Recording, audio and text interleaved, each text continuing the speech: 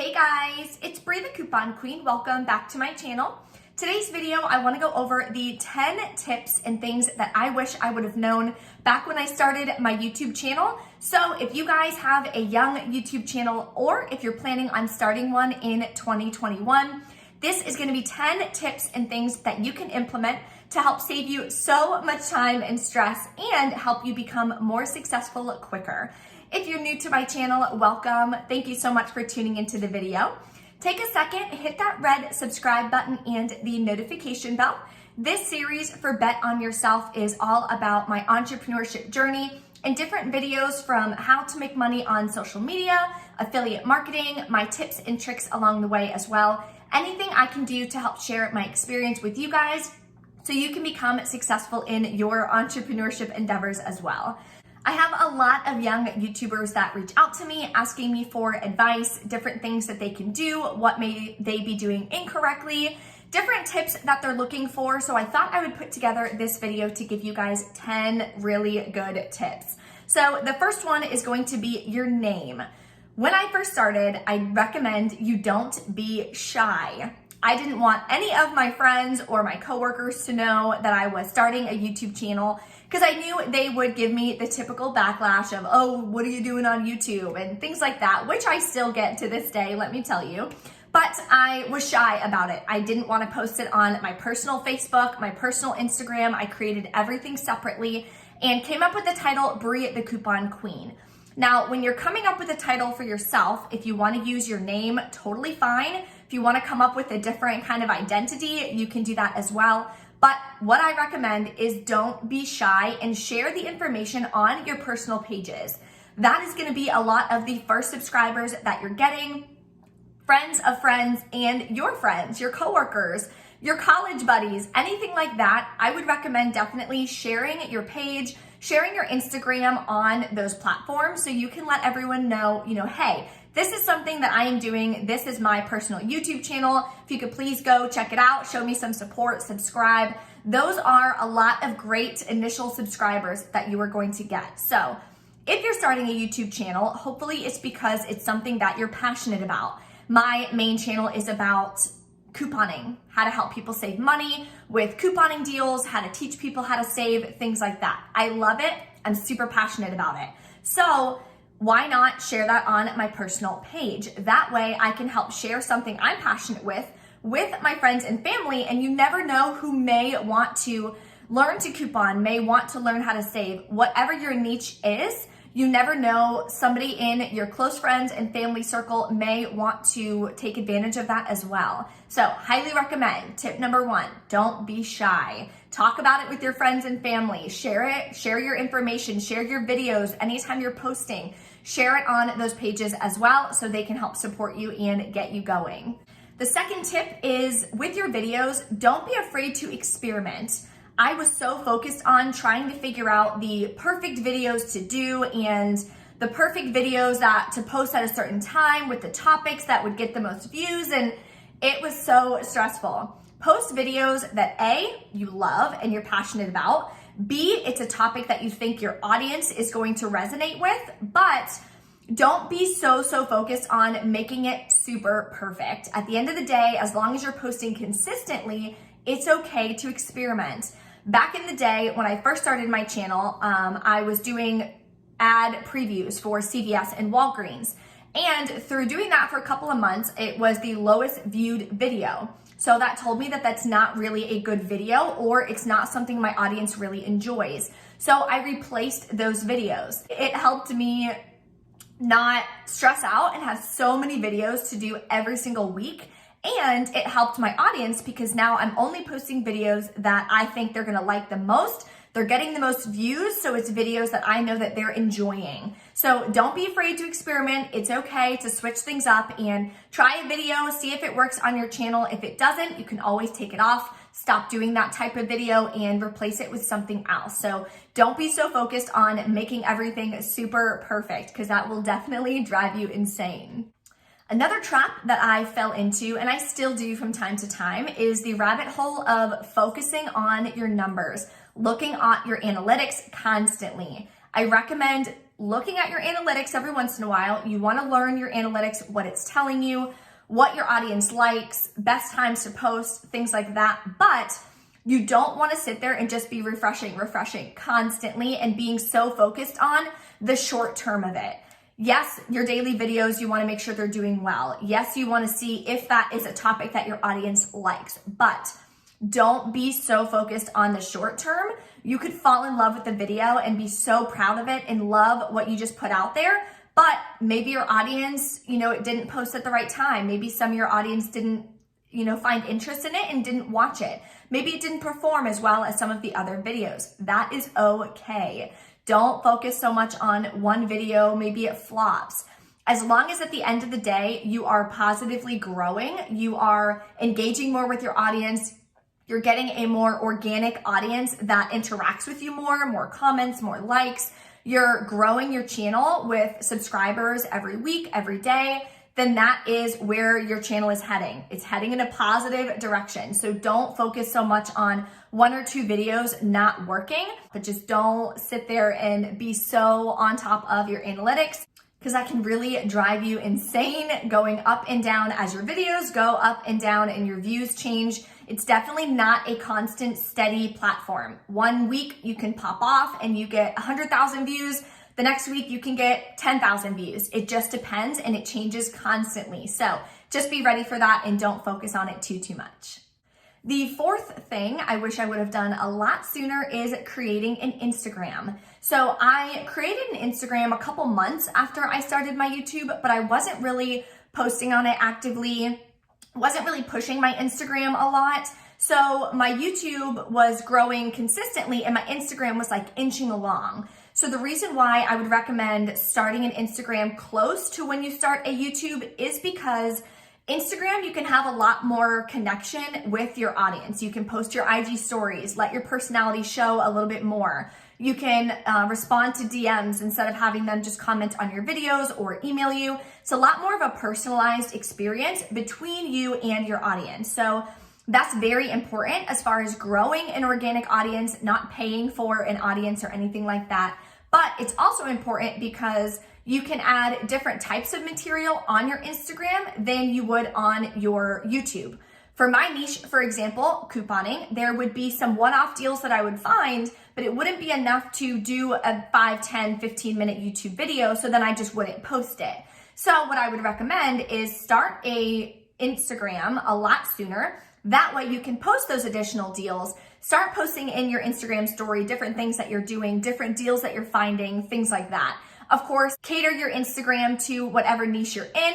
That is just my example for the niche I'm in, which is, of course, couponing, savings, rebate apps, things like that. Another tip, which was the biggest struggle that I had with my YouTube career thus far, is tech. I'm not super tech savvy, but figuring out how to get the videos to my computer, what to edit on, all that kind of stuff drove me insane. There were so many nights. It would take me hours and hours to try to get the video from my iPhone to my HP, to get it to upload, to then edit it on my software, to then put it on YouTube. It was a nightmare. So what I would recommend is figure out where you want to edit and figure out how you're going to get your technology to communicate with each other. That way you're not falling into that hole and it's not as stressful. It was literally the worst. So what I do now, when I do my couponing hauls, I videotape right from my iPhone. I edit on iMovie on my iPhone and I post it. I don't do anything with the computer.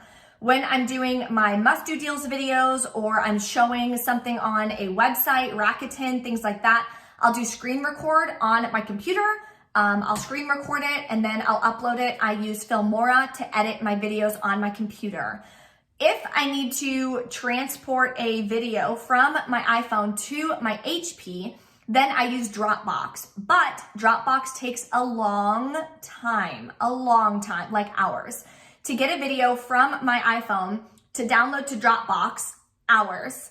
Then obviously I'll log into Dropbox on my computer and I can download it onto my computer. Then I'll put it onto Filmora and edit it that way. But definitely figure out your tech, figure out how you want to handle it, and that way you can have one system and it'll be a lot easier then I was doing camera at one point, then I'm doing my phone, then I'm trying to figure out the computer, and it was just crazy. So that is so huge, is tech and figuring that out. Another tip is don't spend a lot of time not starting your YouTube and just thinking and figuring it out and researching. Get started. Start now, start today, start tomorrow, whenever you have time, but get started. Your channel is gonna evolve and your videos are gonna evolve so much. Your first few videos don't have to be perfect, but you're never gonna get to where you wanna get to if you don't start. So I highly recommend get started. Then I also recommend researching. I spent thousands of hours on YouTube on my commute to work, on my commute home from work, after work. I was watching YouTube videos. How to start a channel, how to create a thumbnail, how to get monetized, how to increase subscribers, how to increase engagement with my audience. I mean, you name it, I watched thousands of hours on YouTube. That's why we're on YouTube, to figure things out. There's a zillion how-to videos that you can look for. So if you're interested in YouTube and you're having trouble with a certain area, feel free to YouTube it. Ask and put how to blah, blah, blah, and figure it out that way, and watch and watch and watch and learn. Take notes. I have so many notes on my notepad on my phone from things that I would watch in a video, and I would watch a bunch of different people's videos on how to get my first 1,000 subscribers. I would maybe watch 10, 15 videos, because everyone is gonna have their own input, everyone is gonna have their own advice. So that way I could kind of mash them all together, figure out what worked best for me, and take it from there. So don't be afraid to start now. It doesn't have to be perfect. Keep researching and keep learning so you can continue to improve. Tip number 7, don't try to be like other YouTubers. When I first started, I was watching like Savvy Coupon Shopper, I was watching One Cute Couponer, Free Stuff Finder, channels like that, because they were successful, right? So you want to do some research into their channel. What do their thumbnails look like?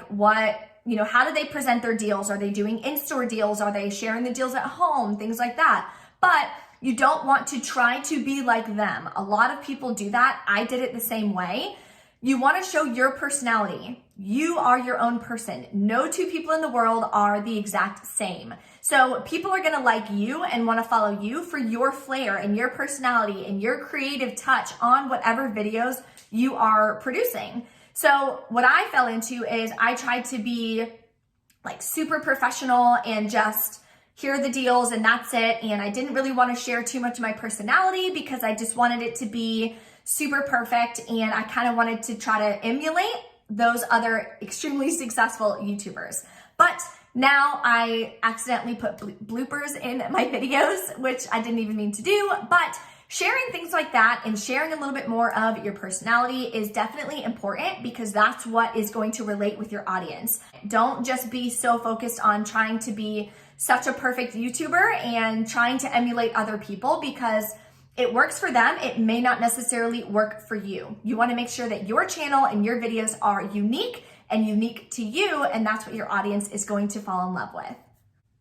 Another piece, very important, focus on your thumbnails. Thumbnails are very important. It is a first impression, right? You go on a first date, you're meeting your boyfriend's parents for the first time, whatever.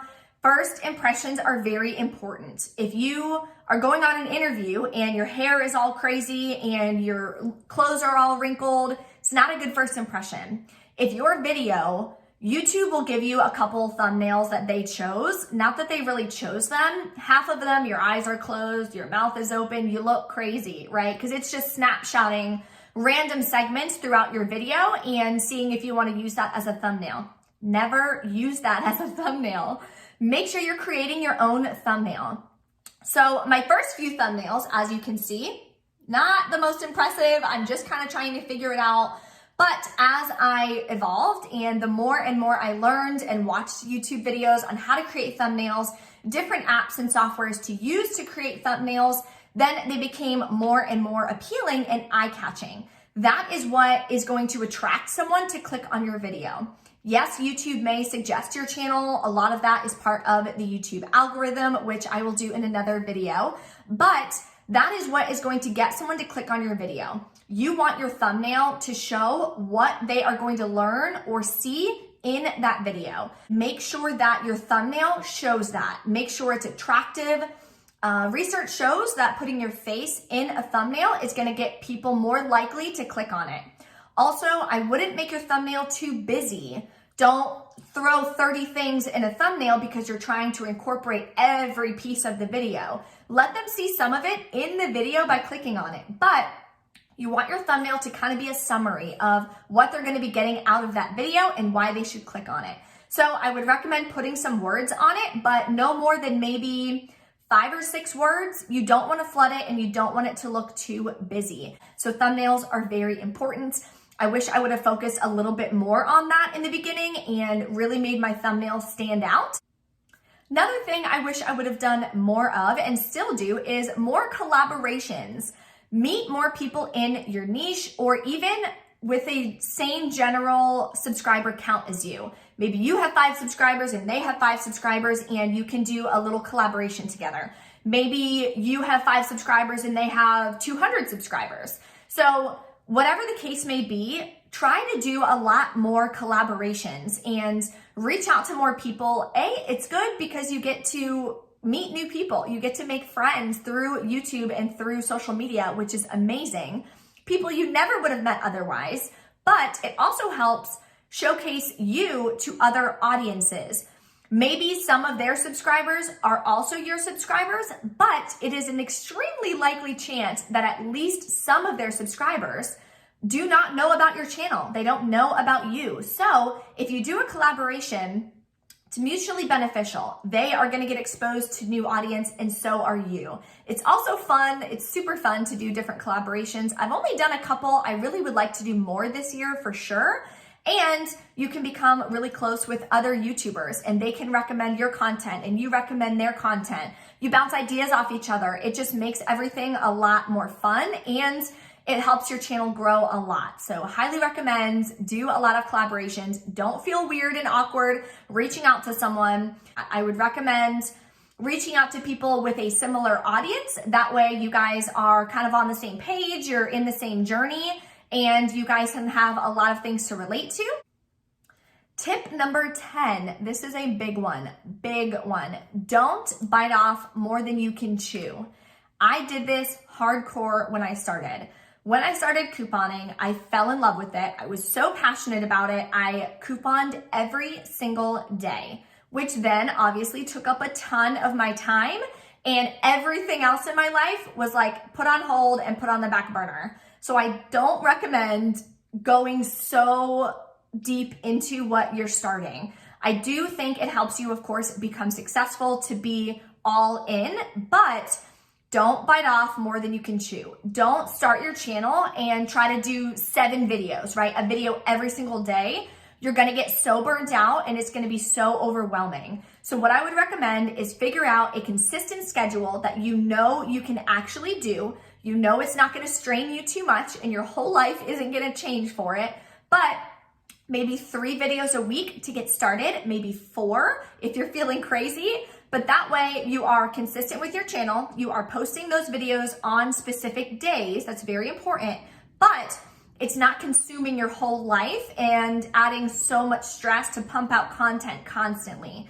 That's what I was doing. And that's why I eventually got rid of those ad preview videos, because that was 2 videos I would have to do in one day, which is a lot. Anyone who does any kind of social media, if you're doing YouTube channels, a vlog, if you're doing podcasts, if you're doing TikTok, whatever, if you're having to pump out multiple a day, it is very hard. On top of having a full-time job, then I was posting my must-do deals video. I was posting those 2 in one day. That's back-to-back 2 videos a day. So much. So when it wasn't getting that many views, I was like, perfect, I need to take those out because I need to step back a little bit because it was becoming way overwhelming. So don't do that. I don't recommend it. When you get started, or if you have a small channel now, commit to what videos you can post on what day and be consistent with that each week. Don't feel the need to just throw content out every single day to keep your audience active because you are going to burn out very quickly. So hopefully these tips are helpful for you guys. If you guys have any other questions or anything, of course, drop a comment. If you enjoy these tips and they are helpful, please smash that like button for me and share this video with anyone you think it would help. Anyone who has a small channel or even a large channel. These tips and tricks can help anyone along the way, and these are just my personal experience of having a channel for about a year and a half, and things that if I would have known all of this and I could start a channel right now, fresh and new, a new channel in 2021, if I could implement these things, it would definitely change where your channel is going to go, and it'll help you so much and help obviously prevent hopefully some of the struggles that I went through when I was starting my channel and growing my channel. Thank you guys so much for watching, and I will see you next Friday for another video on Bet on Yourself.